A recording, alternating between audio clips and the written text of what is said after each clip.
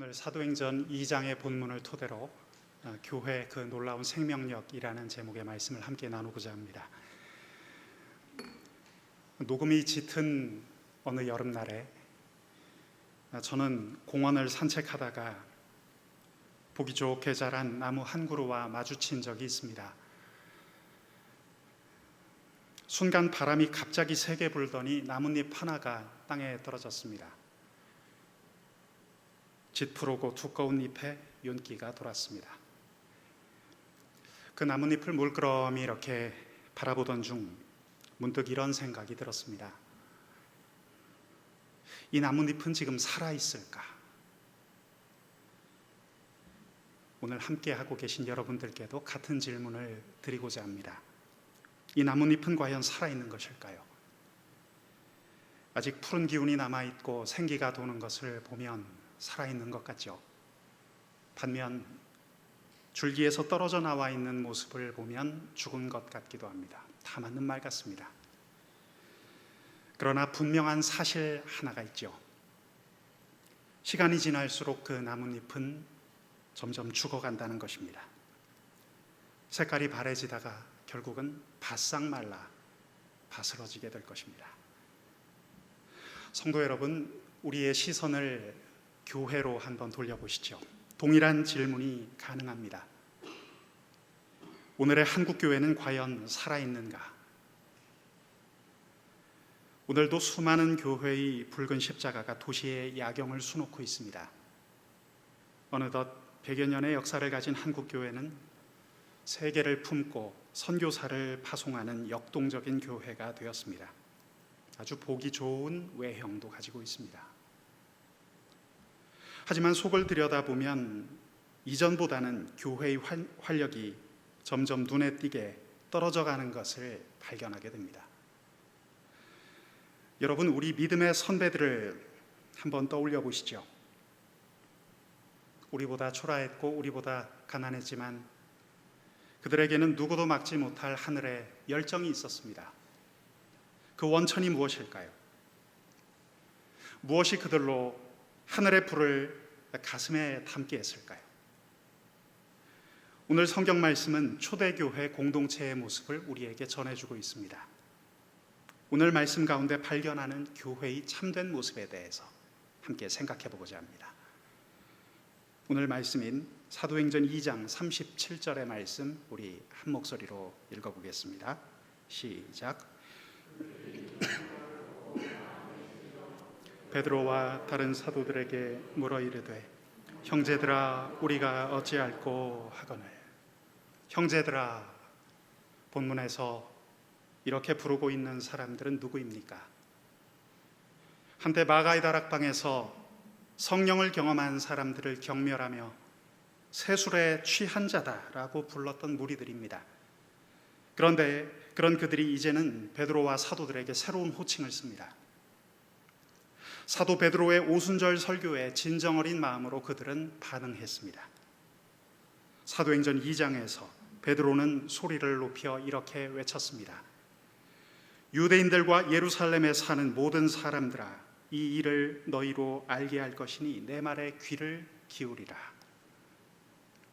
그는 예수 그리스도의 이름을 힘차게 선포했습니다.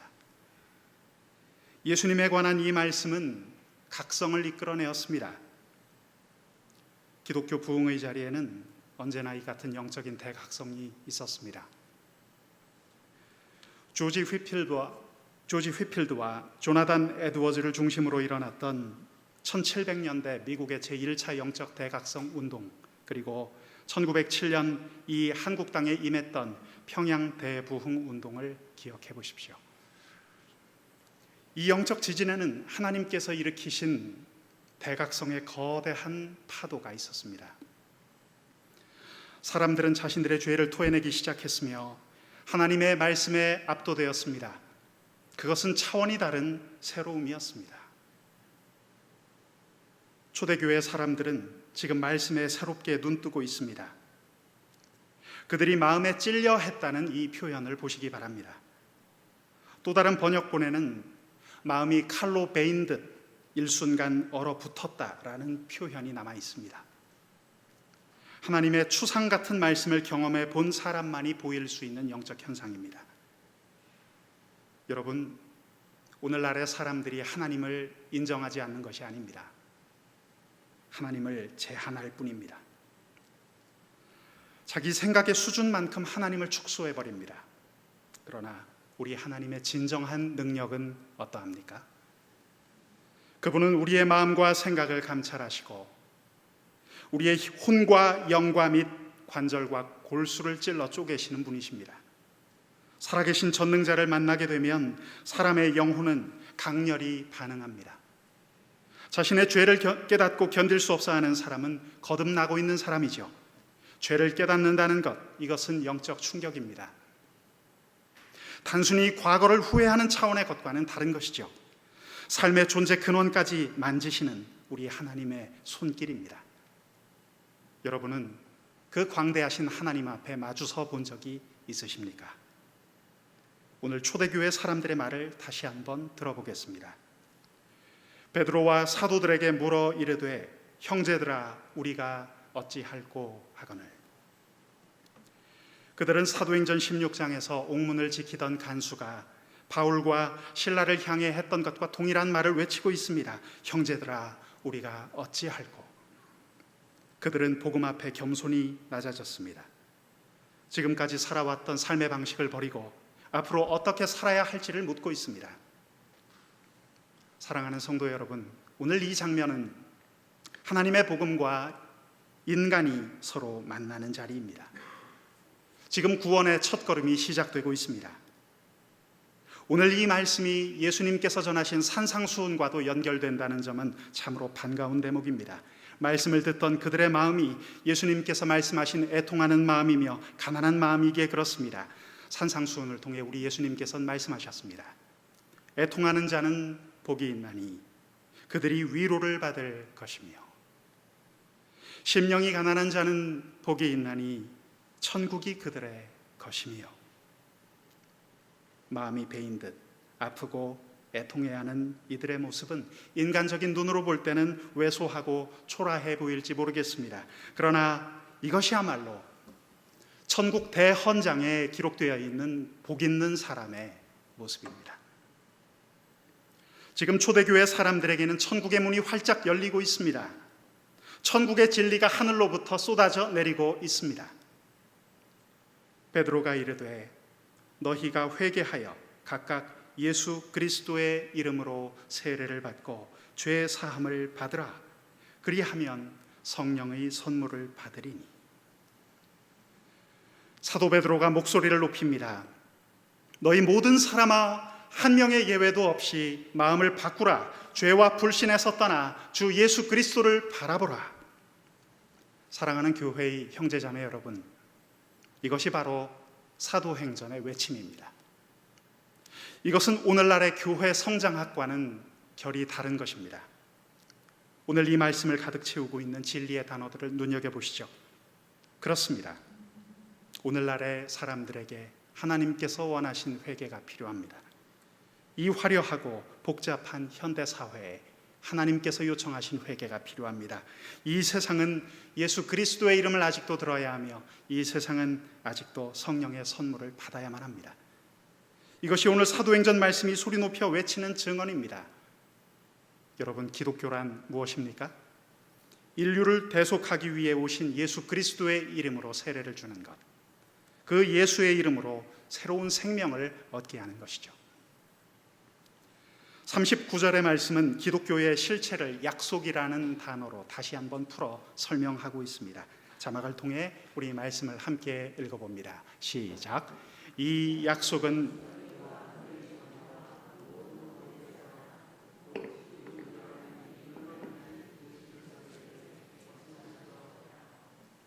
여기서 언급하고 있는 약속이란 무엇입니까? 복음의 약속, 구원의 약속, 성령 세례의 약속이죠.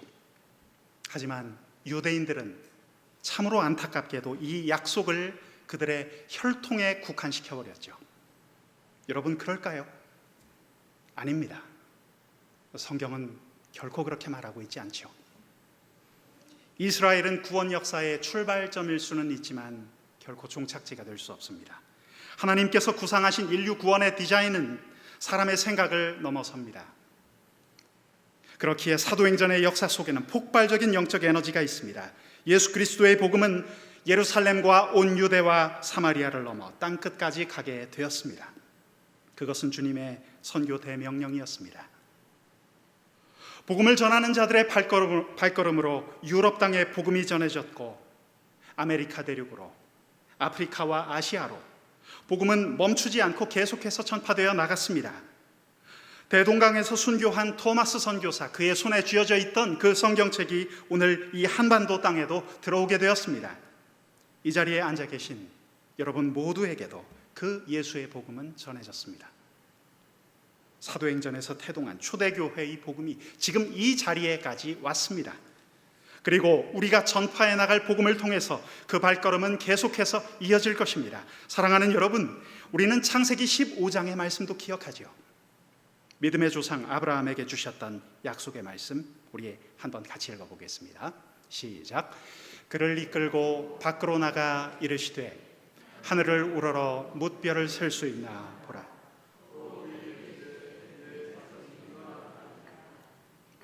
아브라함이 여호와를 믿으니 여호와께서 이를 그의 의로 여기시고, 아브라함을 믿음의 조상으로 삼으시고 하나님을 섬기는 모든 사람들을 믿음의 후손으로 주시겠다는 하나님의 분명한 약속이었습니다.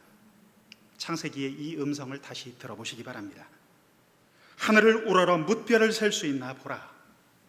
하나님께서는 믿음의 사람들을 밤하늘에 선명하게 펼쳐 보이셨습니다. 사랑하는 성도 여러분, 우리 마음의 창을 활짝 열고 그 밤하늘을 바라보시죠. 믿음의 조상 아브라함이 바라보았던 그 하나님의 약속이 여기 있지 않습니까? 그 빛나고 있는 별들 가운데 저와 여러분의 얼굴이 있다는 것, 얼마나 놀랍고 신비로운 일입니까? 이 놀라운 비전과 계획이 오늘 사도행전의 말씀을 통해서 다시금 그려지고 있습니다. 오늘 이 말씀이 하나님의 비전을 웅변합니다. 오늘 이 말씀이 그분의 계획을 펼쳐 보입니다. 오늘 본문은 이 위대한 하나님의 뜻이 이루어지기 위해서 우리에게 꼭 필요한 것이 있다고 덧붙여 다음과 같이 이야기합니다. 본문 40절 말씀을 보시면, 너희가 이 패역한 세대에서 구원을 받으라. 너희가 이 패역한 세대에서 구원을 받으라. 누구의 외침입니까? 오늘 읽고 있는 사도행전에서 저는 놀라운 인물을 한 사람 발견합니다.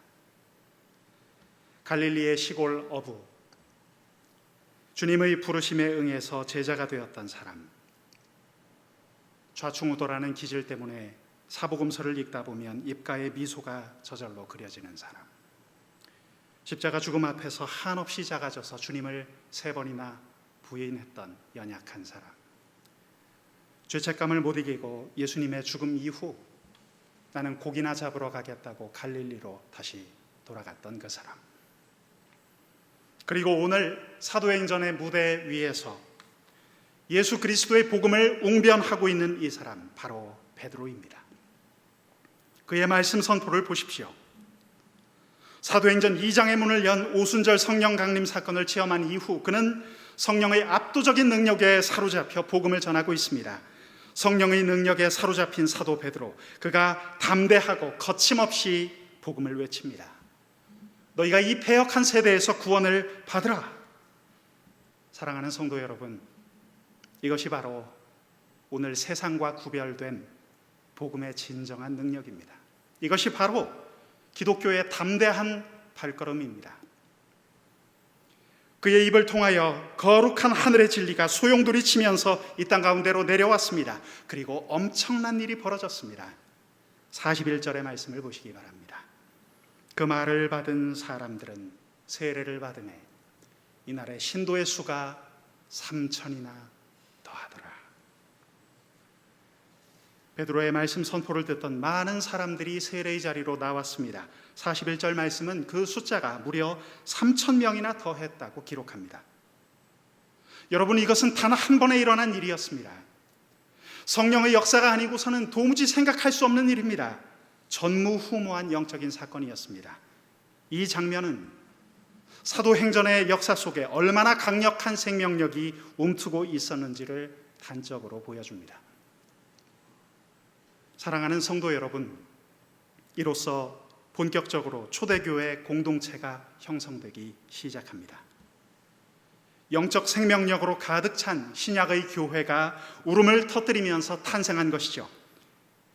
예수님을 따르던 제자들, 마가의 다락방에서 성령의 임재를 강렬히 경험했던 사람들, 거기에 더해 베드로의 오순절 설교로 세례받은 사람들까지 그들이 다 한자리에 모였습니다. 우리 예수님께서 그토록 꿈꾸셨던 교회의 모습입니다. 자, 이들이 모여 무슨 일을 했습니까?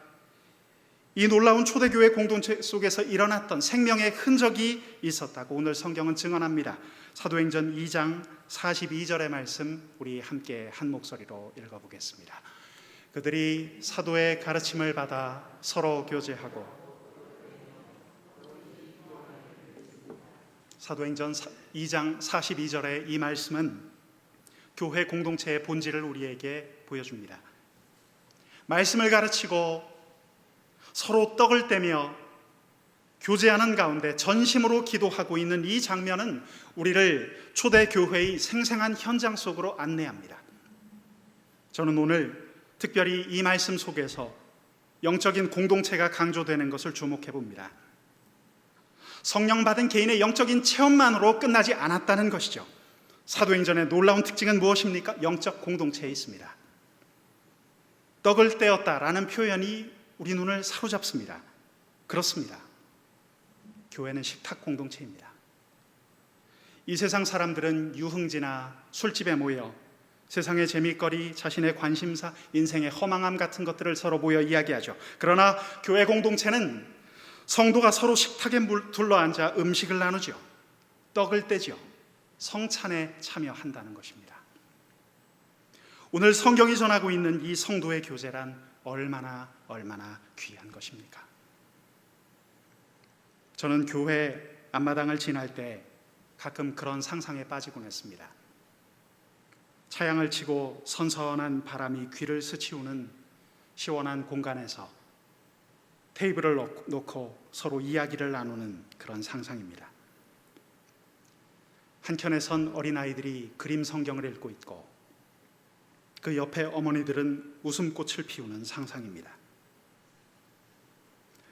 또 한쪽에선 우리 교회 권사님들께서 성찬에 쓸 포도주 담그는 일을 이야기하시고 우리 장로님들께서는 교회를 위해 합심해서 기도하시는 모습입니다. 그곳에선 위기에 처했던 가정이 힘든 상황에서 벗어났다는 반가운 이야기가 들려오고 말씀 묵상의 즐거움과 다음 세대에 대한 고민들이 오고 갑니다. 상상만으로도 제 가슴이 벅차오르는 것을 느낄 수 있었습니다. 거룩한 생명력이 넘치는 교회의 모습은 우리의 가슴을 뛰게 하죠. 사랑하는 성도 여러분, 이 거룩한 삶의 마당에서 우리는 꿈을 꿀 수 있지 않습니까? 예수님께서 주신 꿈, 생명력이 넘치는 꿈입니다. 구약 성경 요엘서 2장 28절 말씀은 다음과 같이 외치고 있습니다. 그 후에 내가 내 영을 만민에게 부어주리니 너희 자녀들이 장래일을 말할 것이며 너희 늙은이는 꿈을 꾸며 너희 젊은이는 이상을 볼 것이며. 구약 요엘 선지자의 이 예언처럼 사도행전의 교회 안에는 거룩한 열망이 있었습니다. 함께 떡을 떼는 생명력이 있었습니다. 기도에 전념했던 그들은 세상과는 구별된 영적 공동체였습니다. 사랑하는 여러분, 성령 하나님의 임재와 함께 태동한 초대교회 공동체는 이내 생생하고 가슴 뛰는 유산을 남기기 시작합니다. 놀랍도록 가득한 생명의 흔적들이 오늘 이 말씀 가운데 보입니다. 43절의 말씀을 보시면 사람마다 두려워하는데 사도들로 말미암아 기사와 표적이 많이 나타나니. 자, 기사와 표적이 등장했습니다. 살아계신 하나님께서 직접 일으키시는 사건을 그들은 몸소 경험했던 것이죠. 이처럼 진정한 하나님의 임재를 느끼게 되면 두려워집니다. 방자히 행하지 않습니다.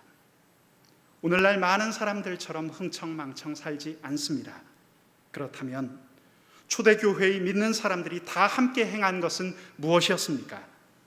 44절, 45절의 말씀을 보겠습니다.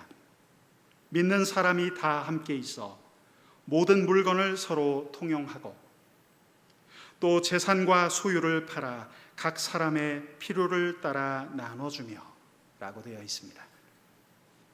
야고보서 말씀에서도 강조했던 행함이 있는 믿음의 모습이 여기 보이죠. 자, 그런데 이 대목에서 우리가 조금 조심할 부분이 있습니다. 바로 오늘날 세상이 외치고 있는 이데올로기의 함정입니다. 물건을 통용했고 그들은 소유를 팔아 각 사람에게 나누어 주었습니다. 사도행전 2장 44절, 45절의 표현만 놓고 본다면 우리는 자칫 이념의 틀, 이념적인 사고에 갇힐 위험이 있습니다.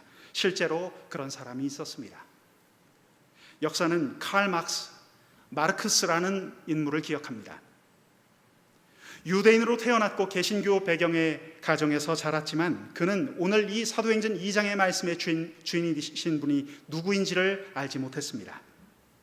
공산주의 유물론이 그렇게 탄생했습니다. 물질 분배와 계급 투쟁으로 일관했던 그의 이념은 교회의 씨를 말렸습니다. 북한에서만 2,800여 개의 교회가 문을 닫았습니다. 그리스도의 십자가를 지워버리고 전 세계를 붉은 물결로 뒤덮으려고 했지만 결국 그는 스탈린, 김일성 같은 인물들을 남긴 채 역사의 뒤안길로 사라져버리고 말았습니다. 여러분, 물건을 통용하고 소유를 팔아 각 사람에게 나눠준다는 이 말씀이 과연 사회주의나 공산주의의 이념을 뜻하는 것일까요? 그렇지 않다면 오늘 우리에게 너무나 익숙한 자본주의의 모습은 어떻습니까? 오늘 사도행전 2장 본문에 비친 자본주의의 얼굴은 어떤 모습일까요? 혹시 탐욕으로 단장한 그런 얼굴은 아닐까요? 전 세계에 만연해 있는 1% 대 99%라는 구도, 이 극심한 양극화는 우리의 가슴을 허탈하게 만들고 있습니다. 높은 실업률과 무한 경쟁 속에서 우리 젊은 세대들은 눈빛이 생기를 잃어가고 있습니다. 2008년 리먼 브러더스 서프라임 모기지 붕괴 이후 경제적 부조리를 고발하는 시위대가 미국 월가를 점령한 적이 있었습니다. 그런 그들을 발코니 위에서 내려다보며 고급 와인을 한가로이 마시던 부호들의 모습은 로마 제국의 마지막 때를 연상시켰습니다. 성도 여러분, 숨가쁘게 이 세상을 살아가는 우리가 순간 잊기 쉬운 사실이 하나 있습니다. 인간은 죄인이라는 사실입니다. 죄인된 인간에게서 나온 이데올로기의 옷자락에는 불쾌한 냄새가 배어 있습니다. 하나님을 상실한 인간의 모습 속에는 인간의 죄성이 그대로 묻어나옵니다. 거기에는 거룩한 능력이 없습니다. 사랑하는 성도 여러분, 오늘 우리 함께 기억하기 원합니다. 오늘 사도행전 2장 이 말씀의 주인이신 분이 계심을 기억합시다. 그분의 이름은 성령 하나님이십니다. 사도행전 1장 8절은 지금도 이렇게 외치고 있습니다. 오직 성령이 너희에게 임하시면 너희가 권능을 받고 예루살렘과 온 유대와 사마리아와 땅끝까지 이르러 내 증인이 되리라 하시니라. 지금 읽어본 이 말씀은 사도행전의 지도입니다. 사도행전 말씀이 이 말씀 하나로 한눈에 펼쳐집니다. 여기 우리의 심령 가운데 파고드는 힘찬 성경 말씀이 있습니다. 성령이 임하시면 우리가 권능을 받는다는 것이죠. 여러분, 초대교회 사람들은 믿는 사람이 다 함께 모든 물건을 통용했고 재산과 소유를 팔아 각 사람의 필요를 따라 나누어 주었다고 했습니다. 여러분, 이 말씀 가운데 성령 하나님이 계십니다. 그분의 권능이 있습니다. 저는 성령을 뜨겁게 체험했던 초대교회 성도들의 얼굴을 떠올려 봅니다. 오순절 다락방에서 폭발적인 성령의 임재를 경험했던 그들은 그 능력에 힘입어서 이제 완전히 새로운 삶을 살고 있습니다. 결코 그들이 율법에 얽매여 살았다는 생각이 들지 않습니다. 왜 그렇습니까? 성령의 권능에 사로잡힌 사람은 억지로 일하지 않기 때문입니다. 성령의 권능에 사로잡힌 사람은 간신히 해내지 않기 때문입니다. 마치 고속열차가 질주하듯 질풍처럼 하나님이 준비하신 성령의 역사 속으로 달려들어갔을 것입니다. 초대교회 사람들의 얼굴을 한번 떠올려 보시죠. 우리 믿음의 선진들이 얼굴을 찌푸리면서 구제 사역을 했을까요? 그들이 이웃을 돕는 일에 아까워했을까요? 고린도후서 5장 17절의 그 말씀처럼 이들은 새로운 피조물입니다. 하나님의 형상이 회복되었기 때문입니다. 성령을 경험한 사람에게는 회복된 하나님의 형상이 있습니다. 성령님을 열망하는 자는 성령님을 닮아가게 됩니다. 그분의 계명은 더 이상 지켜야만 하는 율법 조문이 아니라 지키지 않고는 견딜 수 없는 성품이 되어갑니다. 그렇습니다. 우리의 하나님께서 빛이시기에 우리는 더 이상 어둠에 머물 필요가 없습니다. 우리 하나님께서 좋으신 아버지 되시기에 우리는 하나님의 자녀답게 살 수 있게 됩니다. 그분께서 사랑이시기에 우리는 온전한 사랑을 누리며 살아갈 수가 있습니다. 이것은 우리의 존재가 거룩하시며 전능하신 하나님을 만났기에 가능한 일입니다. 사랑하는 교회의 형제자매 여러분, 그러므로 오늘 이 말씀은 죽어있는 말씀이 아닙니다. 죽어있는 활자가 아닙니다. 용광로 속에서 나온 쇠처럼 벌겋게 달구어져 있는 활자죠. 오늘 이 말씀은 시장 가판대에 진열되어 있는 죽은 생선의 멍한 눈이 아닙니다. 은빛 비늘을 번쩍이면서 펄떡펄떡거리는 생명력입니다. 초대교회 사람들에게는 성령 하나님께서 주신 생명력이 있었습니다. 한국의 초기 교회사에도 이 같은 모습이 분명히 발견됩니다. 1907년 평양 대부흥 운동이 한국 교회를 휩쓸 당시 자신의 죄를 참회하고 이웃을 자신의 몸처럼 돌보았다는 증언은 지금 읽어보아도 생생합니다. 그때 이후 한국 교회는 폭발적인 부흥을 시작했고 민족의 선각자들이 배출되어 건국의 주역이 되었습니다. 참으로 놀라운 성령의 역사입니다. 이제 우리에게 새롭게 놓인 과제가 있습니다. 어두워져만 가는 이 시대 가운데 거룩하신 하나님의 말씀을 꼭 붙들고 교회의 생명력을 다시 드러내는 것, 우리에게 과제로 남겨져 있습니다. 현대문화의 거센 이 물결 위에서 교회의 교회다움을 꽃피우는 것, 그것이 우리에게 과제로 남아있죠. 어떤 목사님께서 이런 말씀을 주신 적이 있습니다. 한국교회의 현실을 직시하면 슬픔에 젖다가 복음의 찬란한 미래를 바라보면 뜨거움에 사로잡히는 영적 멀미를 겪고 있다. 네, 현실의 모습은 어렵죠. 그러나 성경은 복음의 미래를 분명히 약속합니다. 사랑하는 대광교회 성도 여러분, 차갑고 냉혹한 이 세상 속에서 교회는 세상의 희망이 되어야 합니다. 장애인의 손과 발이 되어줄 사람이 필요합니다. 절대 빈곤에 짓눌려 있는 사람들과 사각지대에서 괴로워하고 있는 중독자들을 도와줄 이가 필요합니다. 무한 경쟁을 치르느라 지쳐가는 우리 청년 세대에게 누가 희망의 등대 되어 줄 것이며 저 차별받는 외국인 노동자들에게 누가 위로자가 될 것입니까? 장시간 코로나 팬데믹 재난으로 고통받고 있는 세계 도처의 사람들과 에이즈로 죽어가고 있는 아프리카의 어린이들은 누구를 기다려야 할까요? 지금 이 세상의 무대 위에는 절망과 피로의 전주곡이 흐르고 있습니다. 이것을 이겨낼 희망의 노래 누가 부를 것입니까?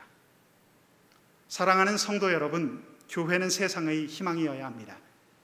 자녀의 성공, 넓고 안락한 보금자리, 보다 조건이 좋은 직장, 보장된 노후, 우리들은 사실 이런 것들을 먼저 꿈꾸기 쉽지만 지금도 성경은 소리 높여 외칩니다. 아니, 그보다 더 찬란한 것이 있다. 아니, 그보다 더 풍요로운 것이 있다.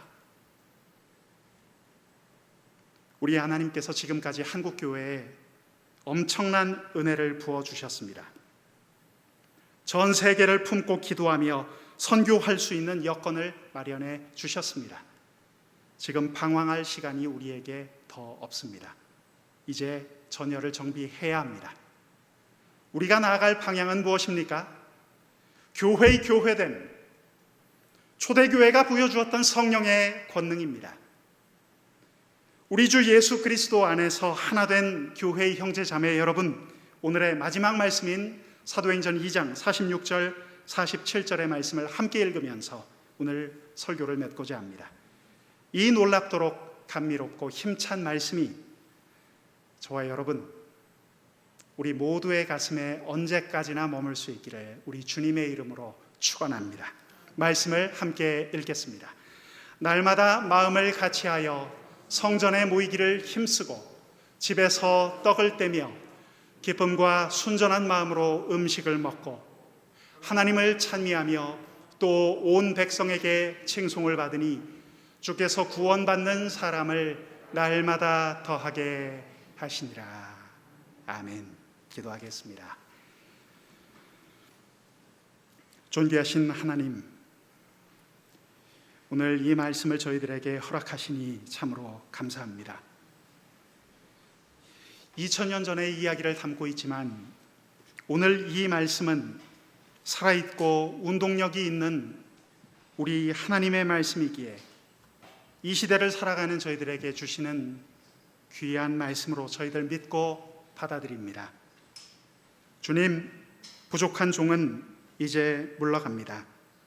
우리 사랑하는 대광교회, 초대교회에 임했던 거룩한 성령의 임재와 역사를 가득 베풀어 주시옵소서. 이 모든 말씀 감사드리며 우리의 구주 되신 주 예수 그리스도의 이름으로 감사하며 기도드립니다. 아멘.